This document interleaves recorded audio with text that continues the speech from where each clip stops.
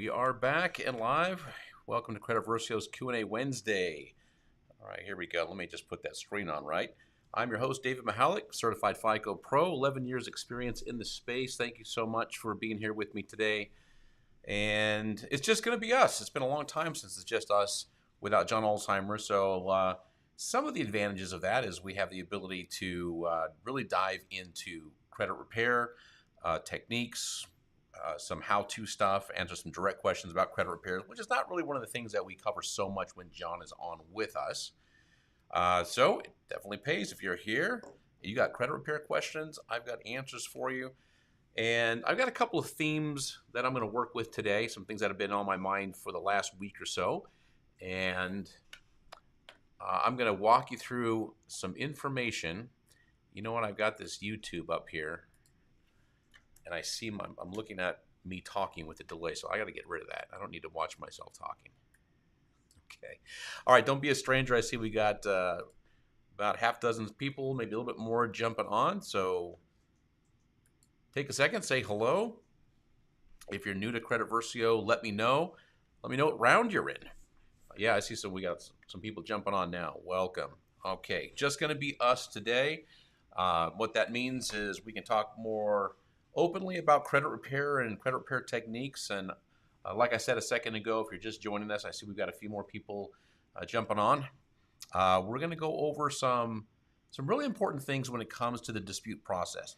And every week, or at least every time that I'm on by myself, I always like to talk about some of the comments that we get on Facebook, on YouTube, emails that we get in. Mostly I see what's going on in the comment section. We have a lot of legacy ads that we've had on Facebook for a long, long time. Maybe tens of thousands of views. I'm not sure, maybe even more than that, maybe hundreds of thousands of views. We certainly have some ads and some videos that have thousands and thousands of comments. And a lot of times it's just people commenting with each other and asking each other questions, which is awesome. We have a lot of people who are our best salespeople that talk about the benefits that they got from CreditVerio and how it worked. And then we don't normally jump in and respond. It's a conversation, private conversation between a couple of people on Facebook or Instagram, but it's nice to see. But occasionally I do get some really good questions, and it's times like this where I have an opportunity to dive into some of the details about what works in the credit repair space, what doesn't work, what to do, what not to do. There's a lot of what not to do in credit repair, surprisingly. And that's one of the reasons why I spent all the time that I did making the tutorial videos that you'll see in the resources section. The tutorial section, you'll see underneath there's a place for quick start videos. And a lot of people comment like, this looks too easy. And the fact of the matter is, it's really uncomplicated.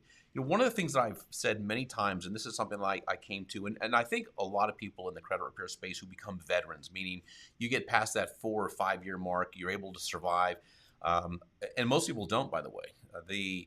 There's an assessment that has been mentioned many times that there's probably somewhere around 100,000 credit repair companies in the United States. And 95% of them probably only enroll maybe family, friends, 6, 7 clients a month. That really is the average.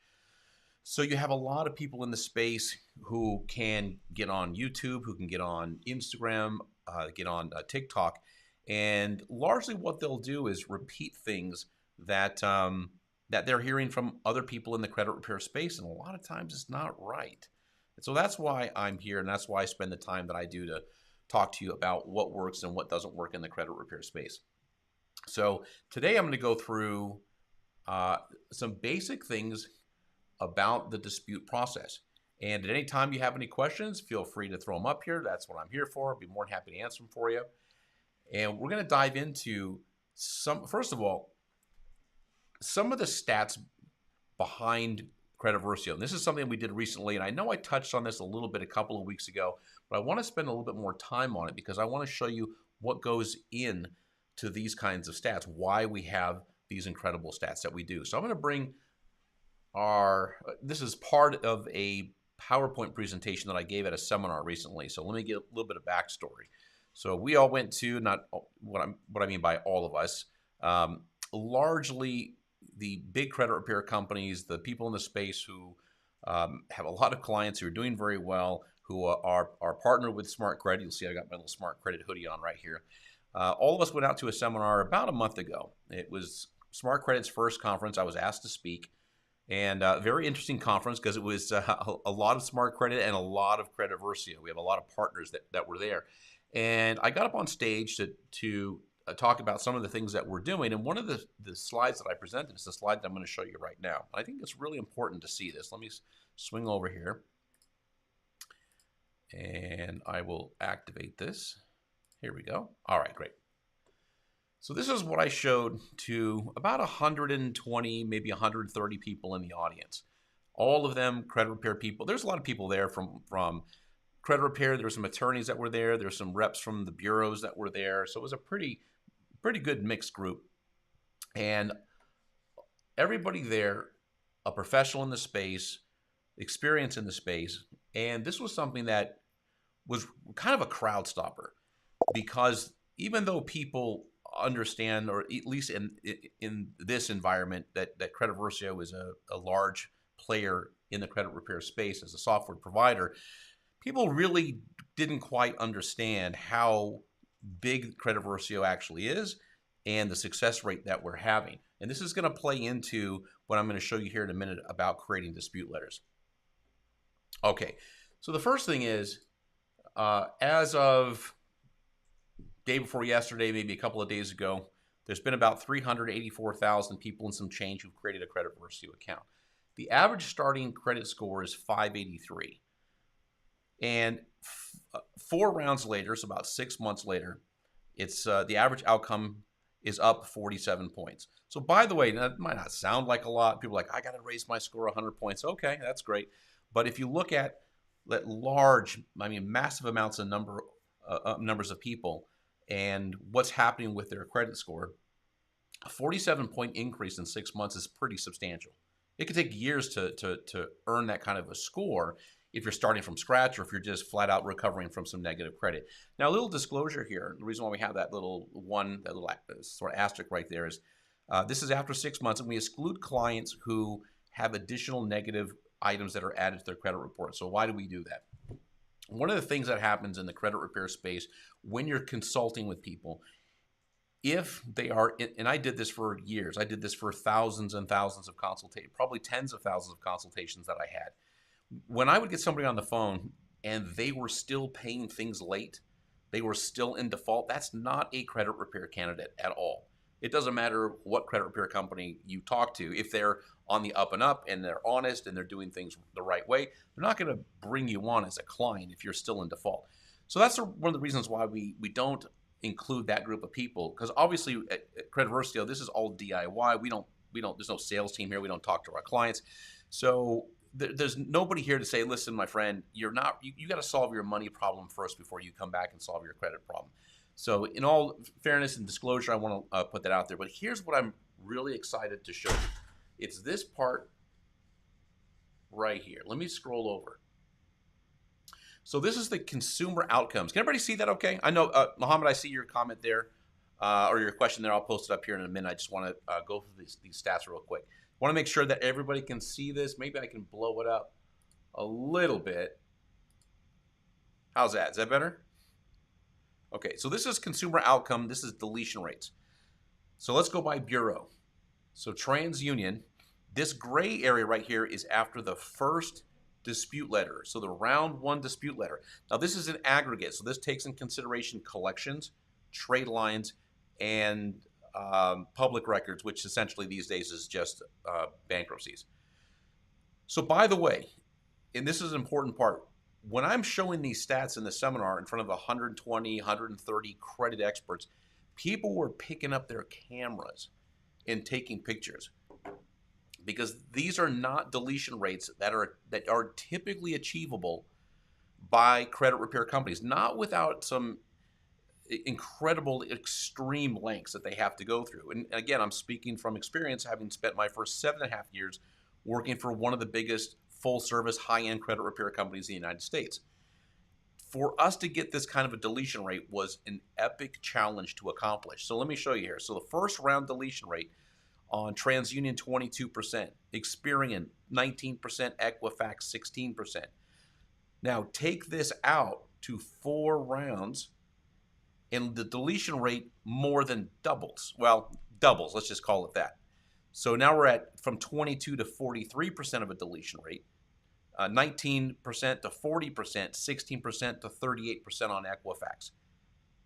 Pretty much everybody in the audience was like scratching their head trying to figure out how is that possible, because it is almost not achievable for most credit repair companies.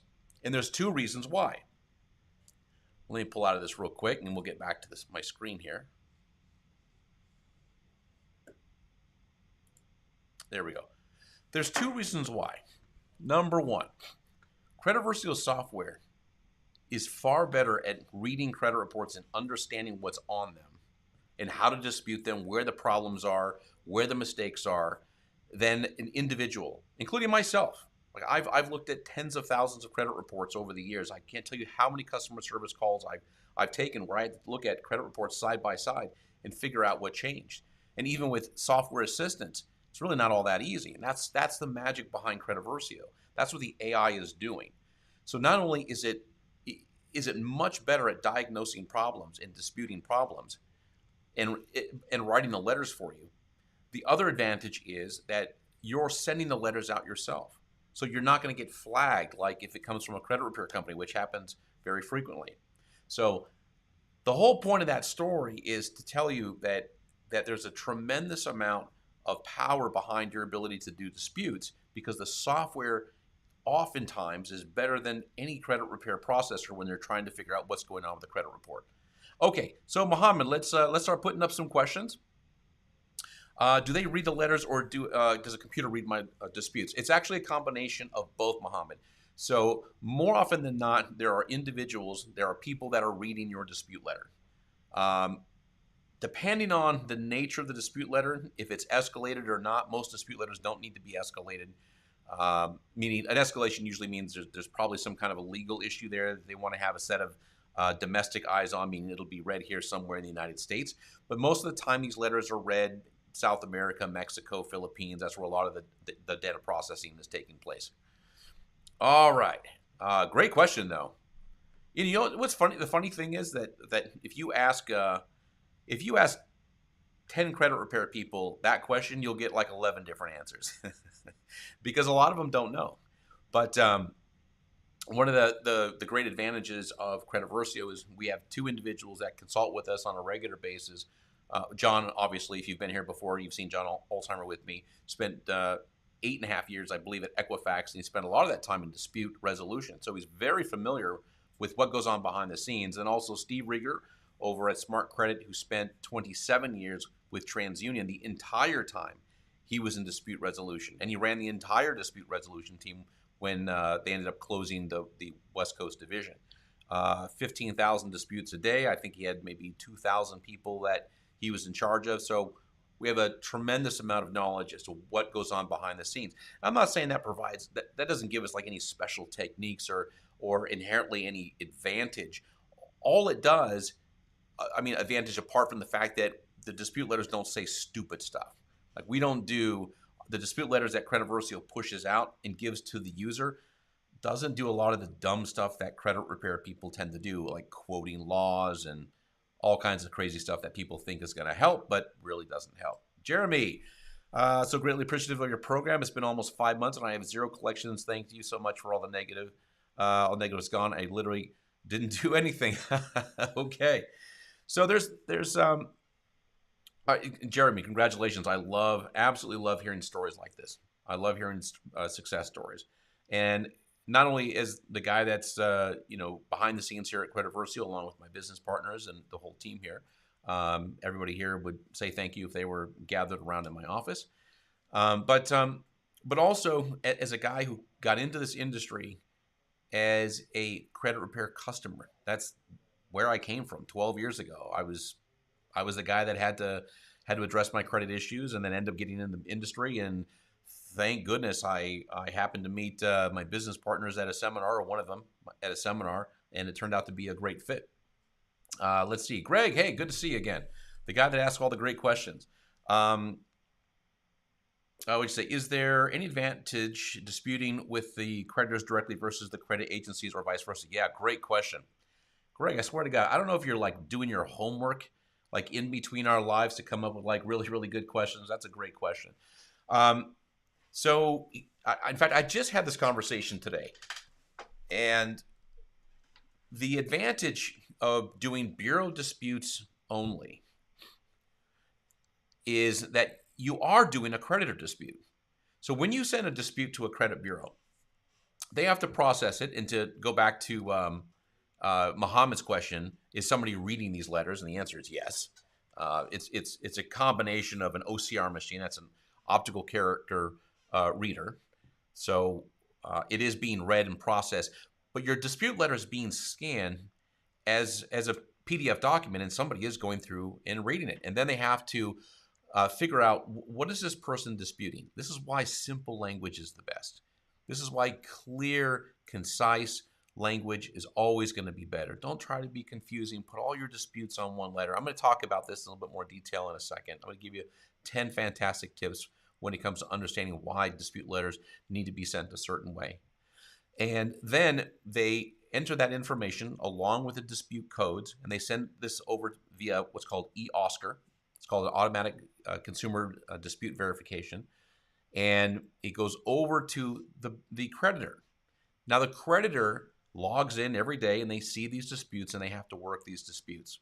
Okay, now, they would work the dispute even if you sent it to them directly, but here's the advantage of doing a bureau dispute. When the data furnisher replies to the bureau, they might not reply at all. They might not reply with a satisfactory answer. They may kind of be giving the bureaus a little bit of a blow off. And the bureaus know that they're ultimately responsible for the information that's on your credit report. They are culpable for whatever is on there. So let's just say there's something really egregious. Let's say there's something pretty bad on your credit report. And if it's bad enough to where you retain an attorney, and that's one of those things that consumers don't know they can do without any cost.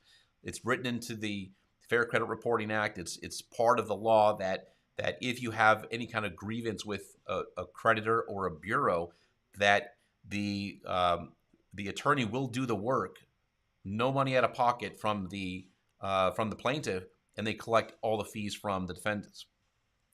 And the bureaus don't want to have that happen, because if something goes wrong, there's always going to be multiple defendants. There's going to be the bureau or bureaus, and it's going to be at least one bureau and the data furnishers, aka creditor. So what I'm getting at is, if there's something about that dispute and something about the way the creditor responded that isn't good, isn't on the up and up, isn't kosher, then guess what happens? The bureau disputes it. The bureau deletes it. So you are recruiting the bureau to be on your side, because they are holding most of the risk, because that's where the information is housed. So this is why, for example, like I said, I had this conversation this morning with one of our white label partners, and she said, yeah, she goes, I was blown away by the deletion rates that my clients are getting using CreditVerio. So we make some white labels for a lot of credit repair companies. And she goes, the amazing thing is, I don't have to do any kind of direct creditor disputes, because they tend to not be as successful anyway. So Greg, to answer your question, stick with bureau disputes. You don't really need to go directly to the creditor if you don't want to. Okay, did I get caught up? Yeah, Greg, you're doing great when it comes to the questions. Okay. All right. And for the couple of dozen people that are on here that are being a little quiet, feel free to ask a question. That's what I'm here for. We're into this about 20 minutes. I usually stay about 40, so we're about halfway through the live. So don't be shy if you have a question. Okay, here's what I'm going to do next. I'm going to give you top 10 tips. Now, you can ignore, and my face is going to disappear for a second, so not a big deal. You can ignore what it says up here: lessons learned from 10,000 credit consultations and a million disputes. This is a little bit outdated, so we can ignore that. I just want you to pay attention to the things I'm going to talk about. So number one, you want to keep your dispute letter short and to the point. Okay, this is just like I said a second ago. Don't rattle on. Don't tell a whole story. Even if you want to make custom disputes inside of CreditVerio, which you can do, keep them short and to the point. Okay. Number two, include your ID and proof of address with every dispute letter. Okay, let me show you something real quick. I'm going to take you over to my demo page here. Hopefully it didn't log me out. No, it didn't. Excellent. So when you log in to your CreditVerio account, here's my demo account right here. When you scroll all the way down, now this is a desktop view.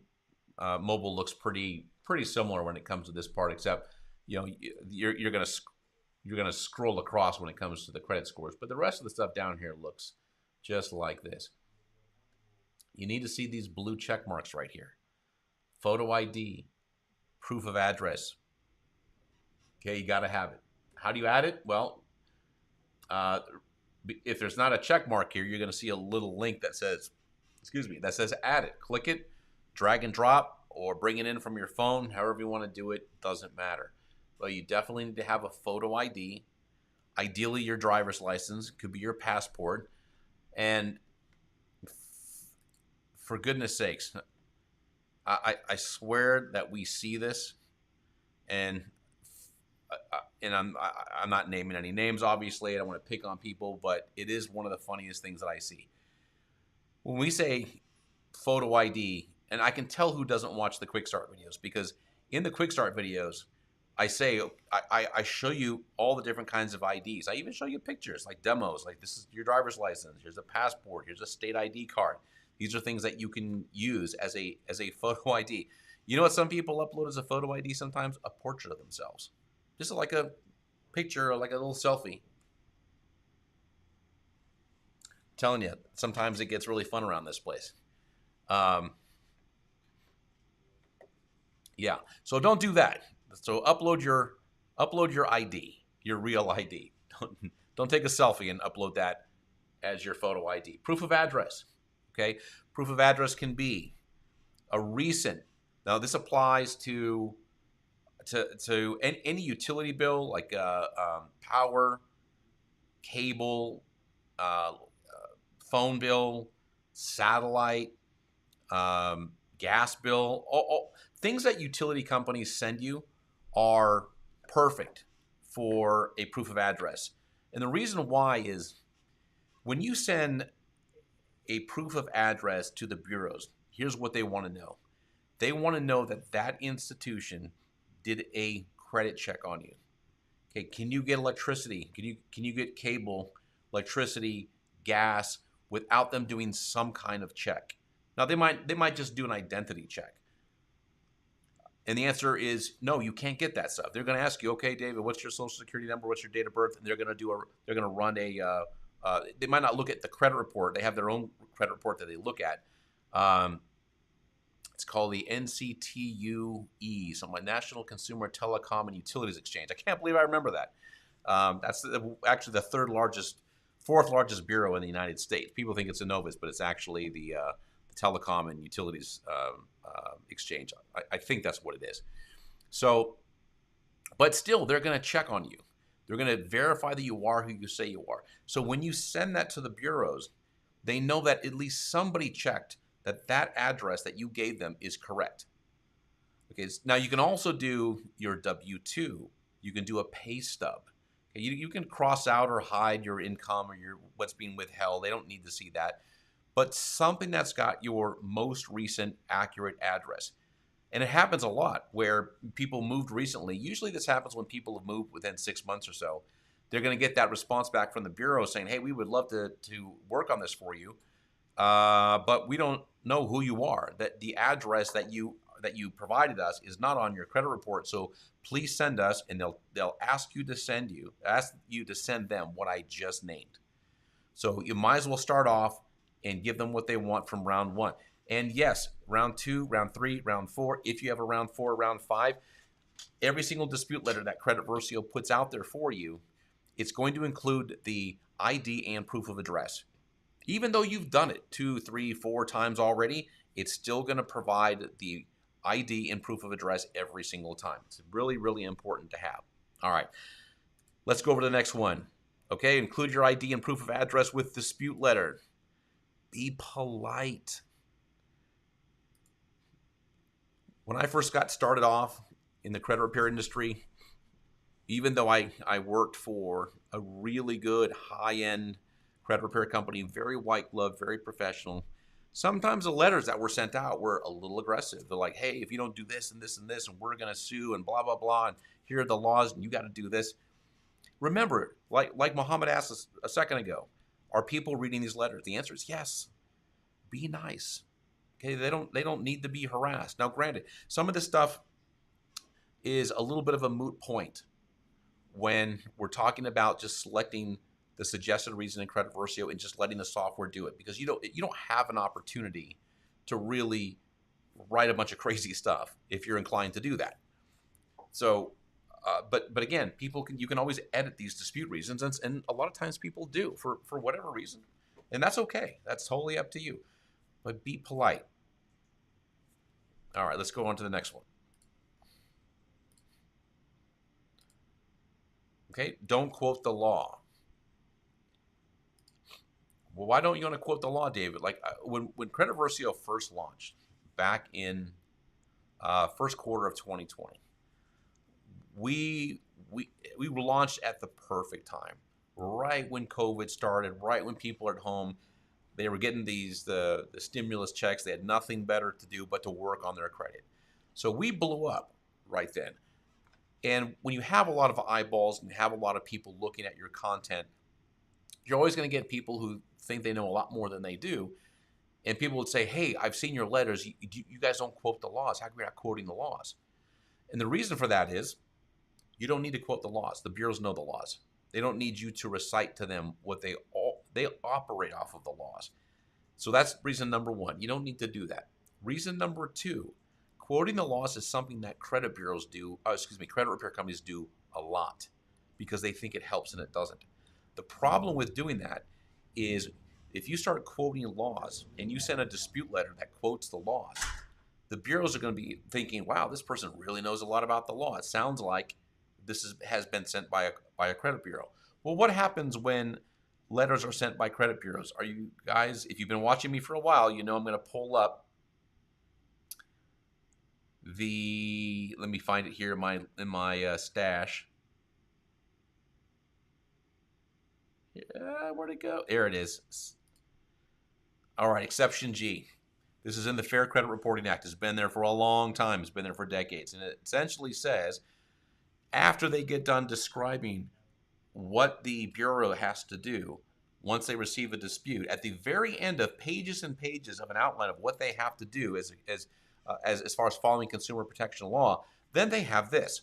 And it says, by the way, I'm paraphrasing, this paragraph, which is describing what they have to do, if the notice of dispute is prepared on behalf of the consumer by, or is submitted on a form supplied by the consumer or to the consumer by a credit repair organization, as defined in 4033, or that entity would be a credit repair organization, but for this section. So essentially what it's saying is all of the things that they have to do to comply with consumer protection law, to do a dispute in a timely manner, if it comes from a credit repair company, they can take that dispute letter, dump it right in the trash. The law allows them to do that. Well, what are the ways that that the bureaus think, and also creditors think, that this has been sent by a credit repair company? If you start quoting laws. Because the average person like you, me, we don't know what the laws are. But if you suddenly come across like you're some expert on it, they're going to assume that it's that it was sent by a credit bureau. Scott Oliver, long time no see. Yeah, great to see you, man. Welcome back. Hey, listen, Scott, not to put any pressure on you, but we got a new guy in town. There's a new sheriff in town now. His name is Greg Romano, and this guy is asking the real awesome questions that you used to ask when you were a regular way back in the day. So somebody has picked up the baton. I'm not saying there's any competition there. I'm just letting you know that we got a group of people who are doing really great at asking some fantastic questions. All right, let's get back to The document. Don't quote the law. Don't need to. Okay. Go back. Don't threaten to sue. Okay. Honey versus vinegar. You don't scare them. Okay. This is something I see done a lot, where people will write these letters and they'll say, if you don't do this, if you don't do that, I'm gonna come get you. I'm gonna quote. I'm gonna sue you. The legal teams, the in-house counsel that these bureaus have, and the people who are processing letters, and I've talked to people who do this, by the way, it does not move them at all. Okay, it doesn't help. Stick with a simple dispute. Don't be a jerk. Be polite. Don't threaten to sue. You know when it's time, if you have something egregious on the credit report that you need to sue, you know what you do. You don't threaten. You just get an attorney. Let the attorney do the work for you. Otherwise, it doesn't make any sense at all. Code. So don't quote don't quote laws. First of all, you know who should be quoting laws? The only people who should be quoting laws are lawyers. Don't quote them. It's not necessary. It's essentially saying to the bureaus, like, listen, I understand that everything that you do is outlined and dictated by federal and state law. But let me just tell you what they are again, in case you forgot. It is not necessary. All right. John Olsheimer, LT, when are you going to have Dave the Bureau Killer in your webinars? John, quit using Dave the Bureau Killer. People are going to think it's me asking for a friend. Oh my gosh.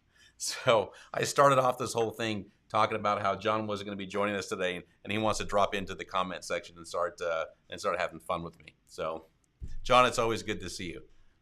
All right. So Coco, just going back to your comment, don't need to do it. More often than not, it's going to flag your dispute letter as having been sent by a credit repair company. And I'm not saying they're going to just categorically deny it or throw it in the garbage, but they can. It's always an option for them to do that.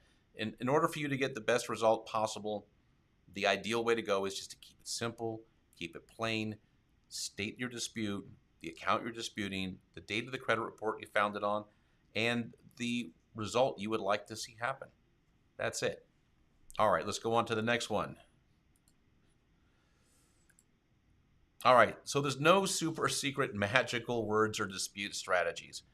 This is one that we are always having to, not always, but this is the one where if you go out into the blogosphere on TikTok and Instagram, on YouTube, there's always somebody selling letter templates, talking about how they got this method to do it, whether it's saying this or setting up the creditor or Metro 2 dispute or whatever it is.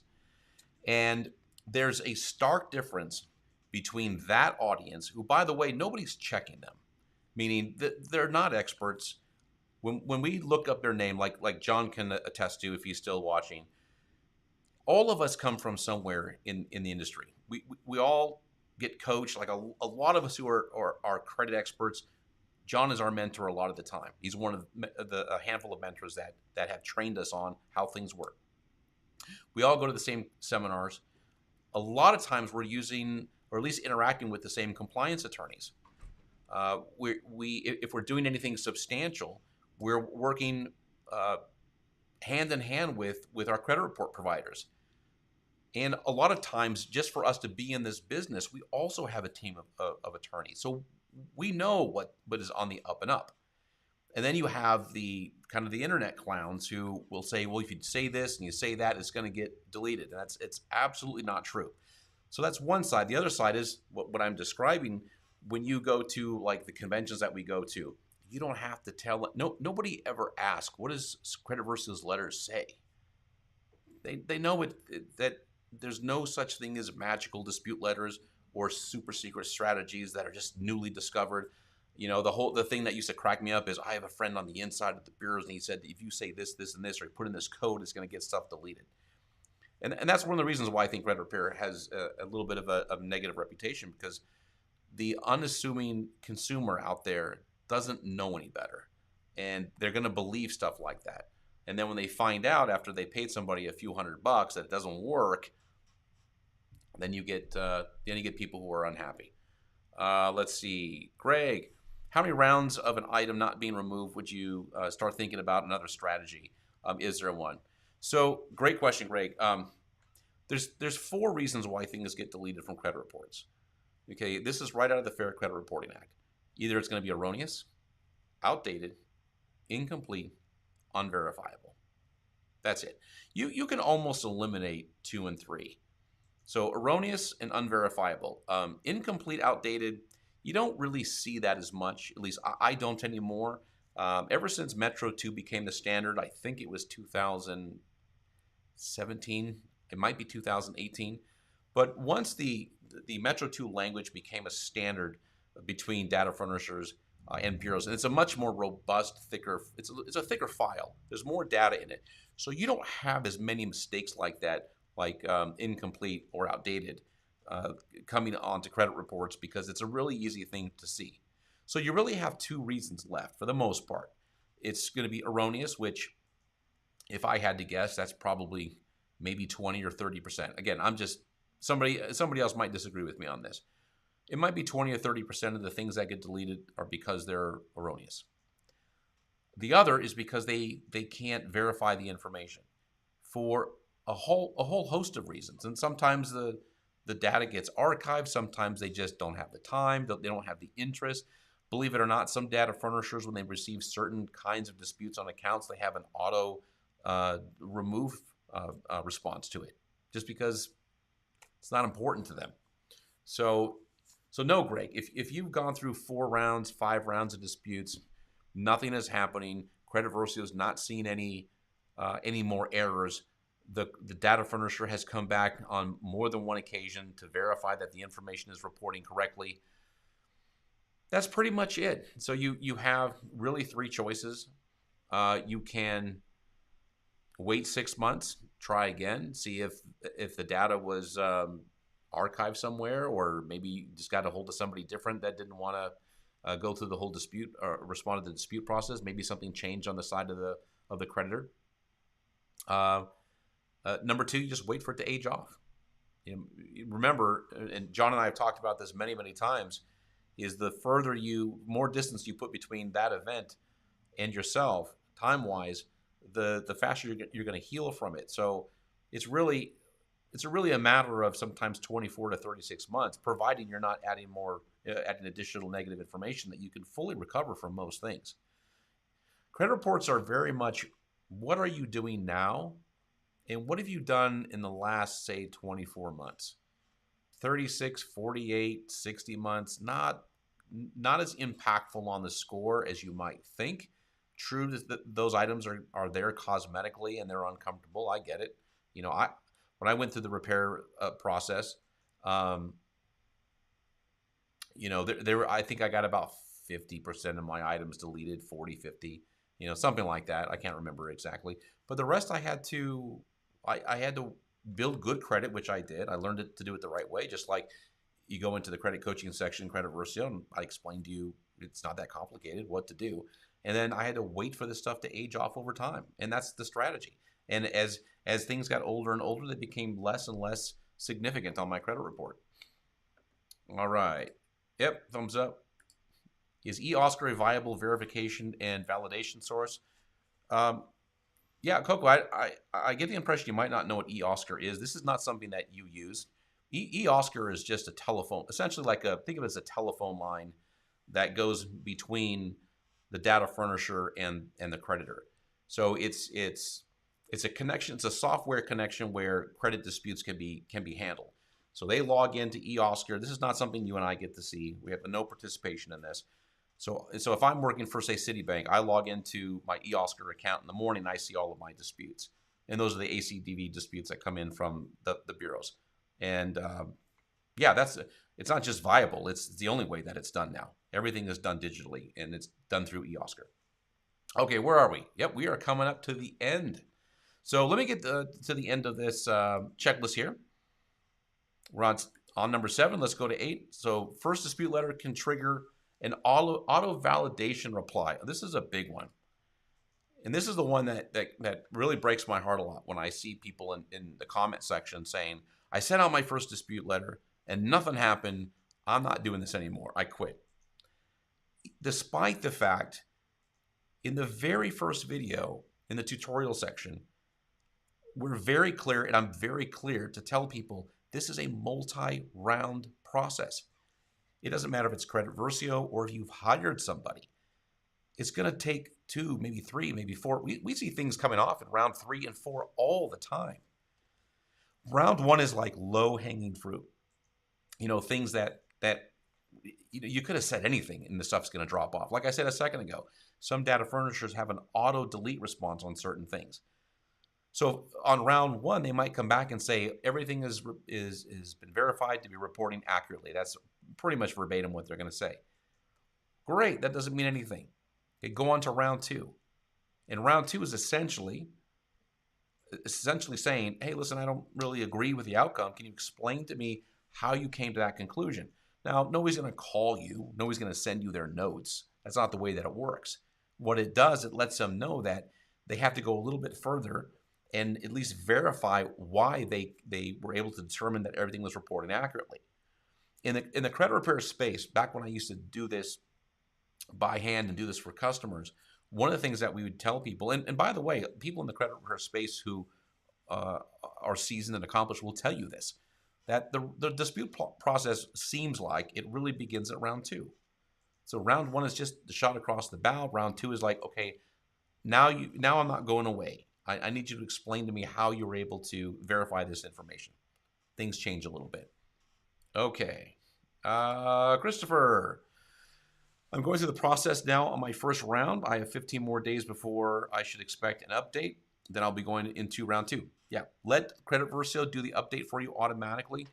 The reason why I'm saying, and Christopher, I'm not saying that you're going to go in there and bring in a new credit report early. What I'm saying is, with that 30-day timeline, even though you might have gotten a response from the Bureau, the investigation's still technically open.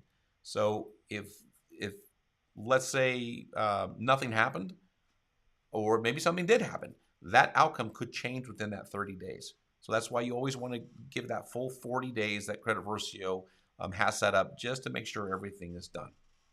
So a little bit of a bonus there for you, a little tip. Seems that inquiries are harder to get removed from my experience so far. Is that normal?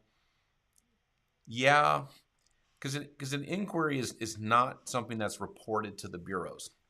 So a data furnisher doesn't report inquiries. An inquiry is a registration or recording of a creditor asking for your credit report data. So the bureaus know it happened. It's not like it could be a false bit of information that has been provided. So I have a little bit to say on this, and then we'll wrap it up, and I'll finish up my last couple of points here on this document. I wouldn't stress about inquiries for a couple of reasons. Let me show you one. Let me bring up this FICO chart real quick. Okay. So if you look in the upper, like right about 11 o'clock, you see where it says 10% new credit? That is the category in which inquiries live. Okay, now that is not to say that inquiries are 10% of your credit score. They are not. They are in a category that makes up 10%. While it's true that an inquiry can affect your credit score, it's not true that it always does. And even if it does, it's very, very limited. Meaning, let's say you go out and you're shopping for a car and they run your application all over town.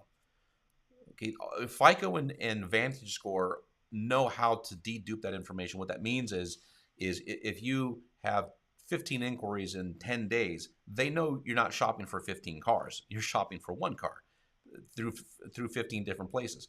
That's only going to count as one inquiry.